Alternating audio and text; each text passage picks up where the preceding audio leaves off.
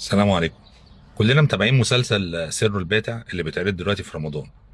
المسلسل ده طبعا من اخراج خالد يوسف، طبعا مسلسل جميل جدا ما حدش يقدر يتكلم عليه من الناحيه التمثيليه. ولكن المشكله ان المسلسل فيه مجموعه اخطاء تاريخيه كارثيه. لو حبينا كده نسردها مع بعض بسرعه، انت عندك اول حاجه ان هو طلع معظم الممثلين اللي بيمثلوا بالذات في الحقبه بتاعت الحمله الفرنسيه ان هم بيلبسوا ملابس مصنوعه عندي من القطن. حتى الستات اللي طالعين عندي في المسلسل طالعين لابسين اكسسوارات ولابسين كمان منديل بقويه. تمام، كل دي حاجات اصلا، والزغرشه اللي على الملابس، كل دي حاجات اصلا ما كانتش موجوده في الفتره الزمنيه دي. انت بتتكلم في الفتره بتاعت الحمله الفرنسيه اللي هي من سنه 1789 ل 1801. في الفترة ديت انت بتتكلم ان ما كانش فيه كل البهرجة ديت في اللبس.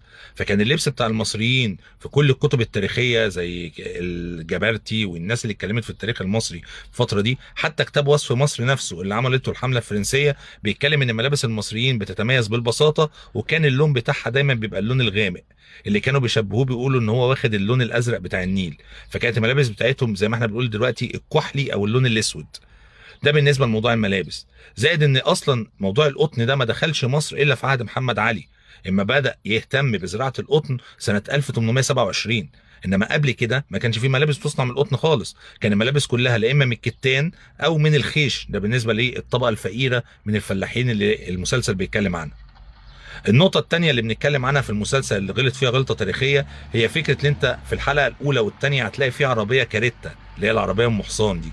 العربية الكاريتا دي ما دخلتش مصر في الفترة بتاعت الحملة الفرنسية. ده كان أول واحد ركبها كانت بعد ما الحملة جت كان نابليون بونابرت. ثم بعد كده محمد علي ركب العربية ديت، وعشان يقدر يمشي فيها في أحياء القاهرة أمر بهدم معظم المصاطب اللي كانت بتتعمل قدام البيوت. لان كانت القاهره عندي كان كل بيت قدامه مصطبه بيبقى بيقعد عليها اهل البيت. تم بهدم كل المصاطب دي عشان يقدر يتحرك بالكاريتا دي بمنتهى البساطه جوه القاهره. ودي اداها له القنصل الفرنساوي كهديه. يعني معنى كده ان قبل ما الحمله الفرنسيه تيجي ما كانش في كاريتا اصلا موجوده، عشان زي ما احنا شفنا في المسلسل في الحلقه الاولى والثانيه ان شيخ البلد كان راكب كاريتا اللي هي العربيه بحصان دي. النقطة الثالثة اللي بتكلم عنها هي فكرة اللي احنا بنسميها السفرة عندنا. في الحلقة الثانية تحديدا هتلاقي ان قعد البطل احمد عبد العزيز مع ابنه ومع مرات ابنه على سفرة، تمام، وبياكلوا عليها. طبعا الكلام ده غلط خالص.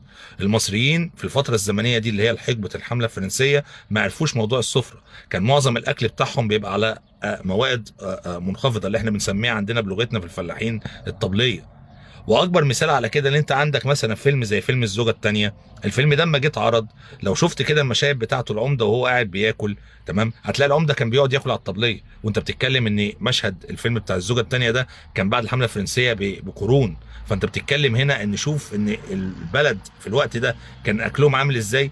فانت ازاي تطلع ان انا عندي شيخ البلد قاعد عندي ايام الحمله الفرنسيه على السفره زي ما احنا بنقول عليها دلوقتي. طبعا الغلطات دي كانت بعض من الغلطات التاريخيه اللي واضحه جدا في المسلسل. ولكن المسلسل بصفه عامه كتمثيل طبعا في احداث منه تاريخيه وفي احداث منه دراميه. فاتمنى اللي يتفرج على المسلسل ما ياخدش الاحداث بتاعته انها فعلا هي دي اللي حصلت تاريخيا. شكرا.